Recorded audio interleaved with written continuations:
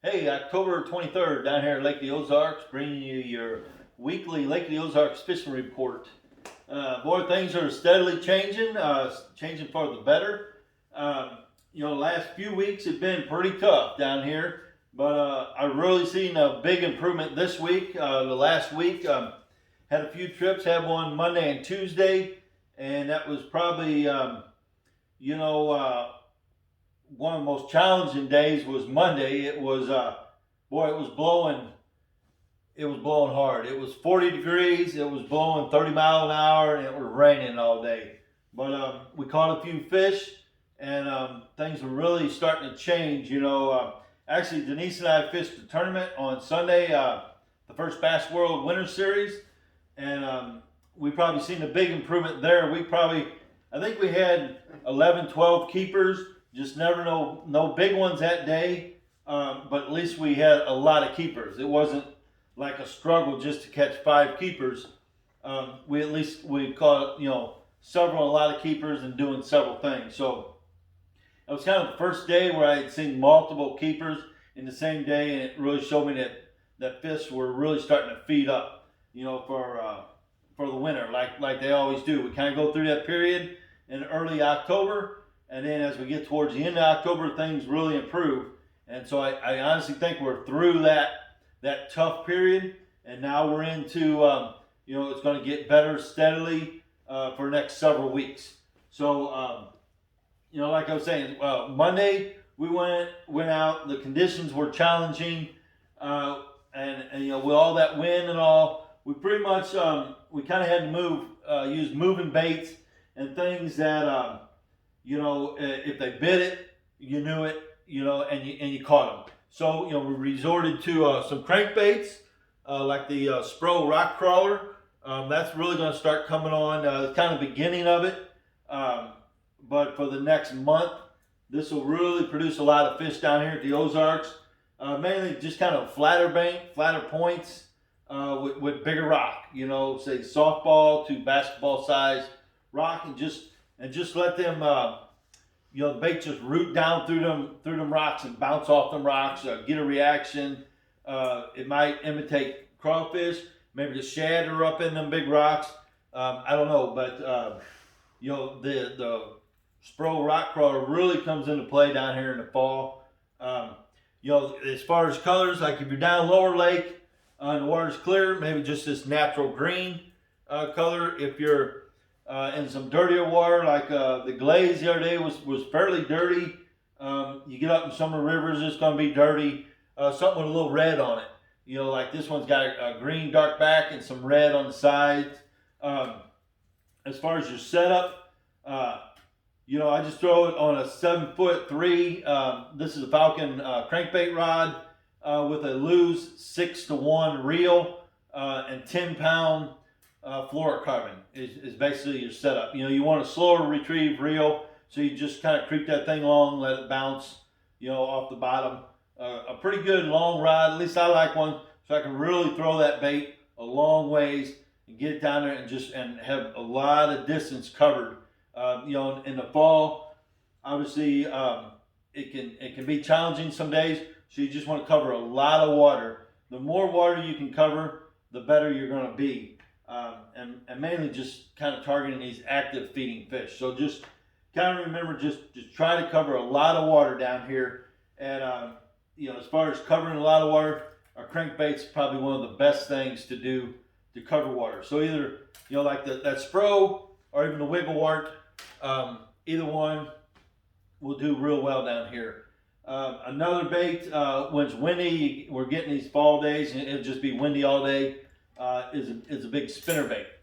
Just a 3/4 ounce spinner bait. I like this. It's just I just call it mouse color. It's kind of got a black, gray, white. It's just a 3/4 ounce with a gold Colorado and then a number 5 will leaf on it. I throw it on 17-pound fluorocarbon, 7-foot rod, and a 7.5 loose reel.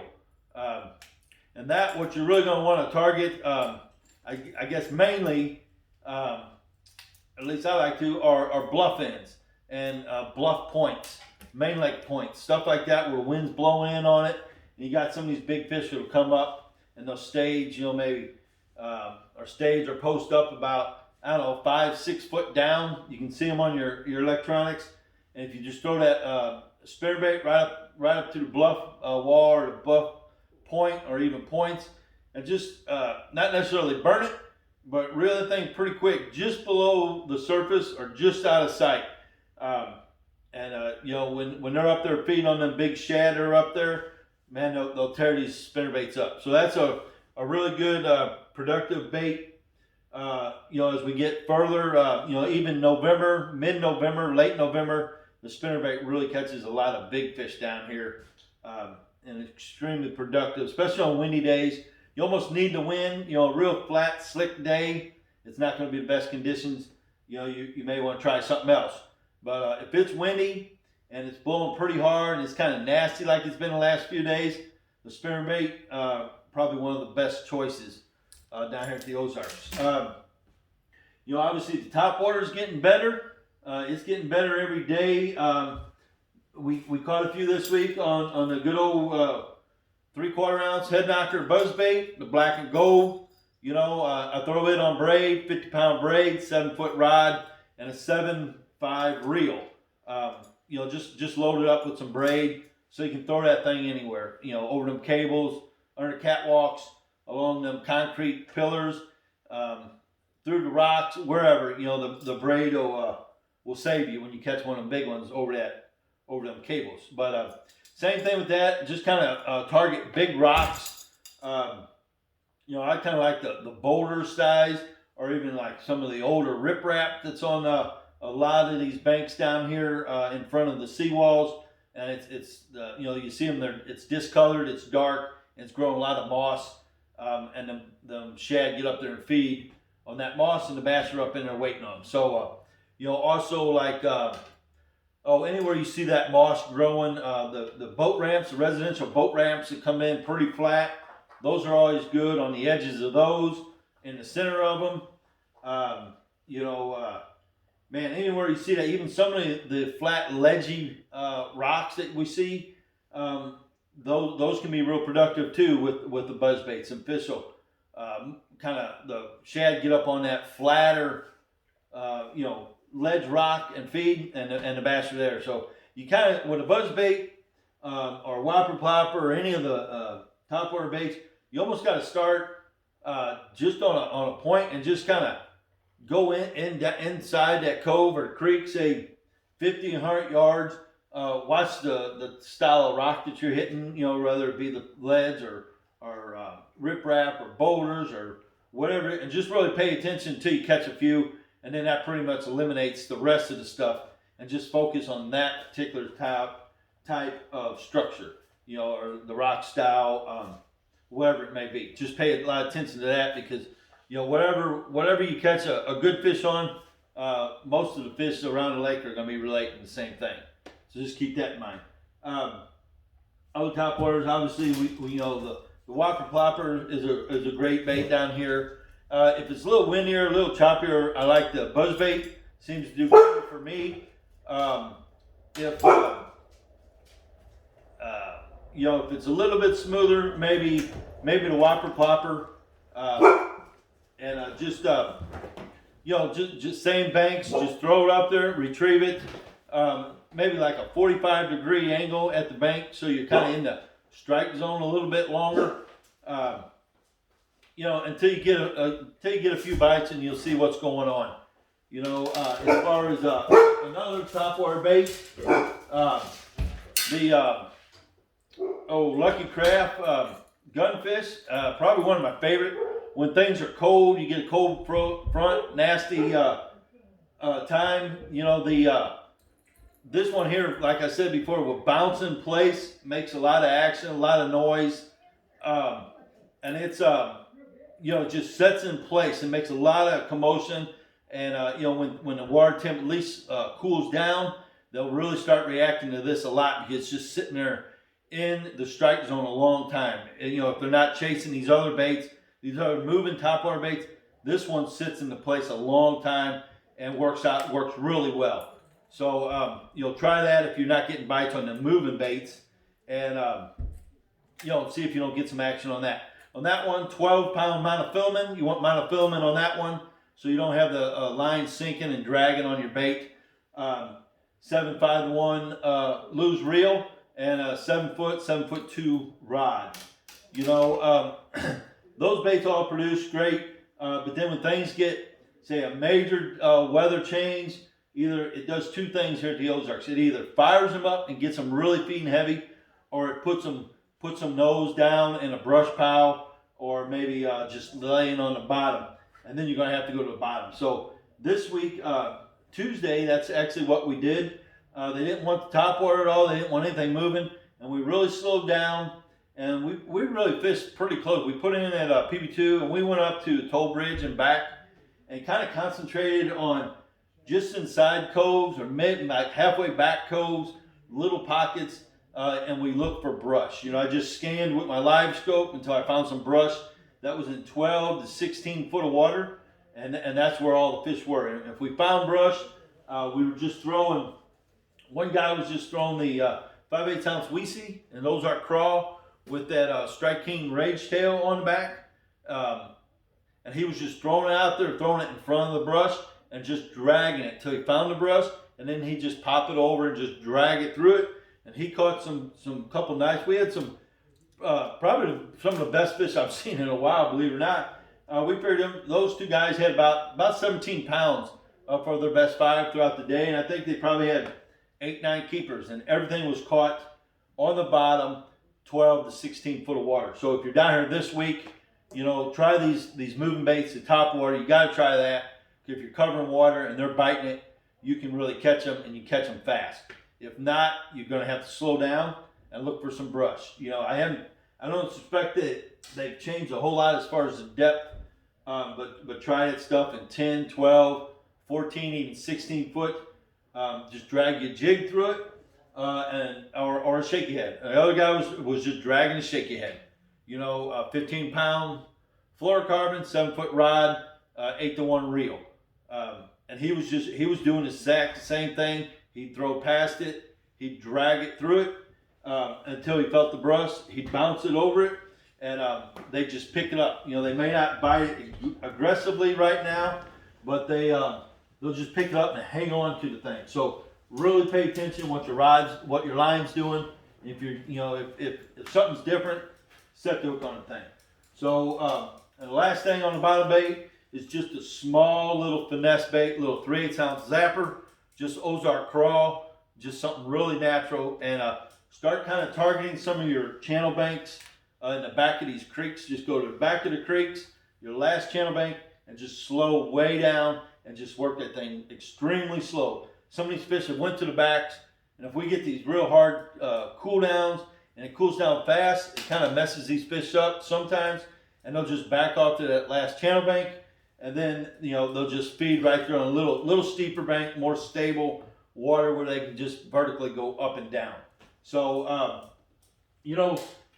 obviously this time of year, when that top water's on, or a crankbait, and you're moving fast, you're going to be standing on the trolling motor, and that's what I was doing the other day. And actually Monday I was out, the weather was nasty. I got home, I'll be honest, I put the boat away, I opened the compartments, and I went in and down to the house, and I forgot to charge my batteries.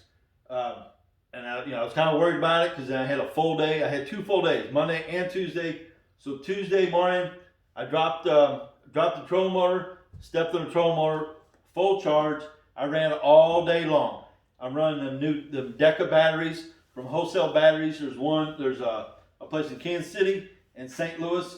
I can't say enough about them batteries. I've run a lot of batteries, and we're replacing some in Denise's boat this week because she had some batteries go down, and we're replacing them with them Deca batteries.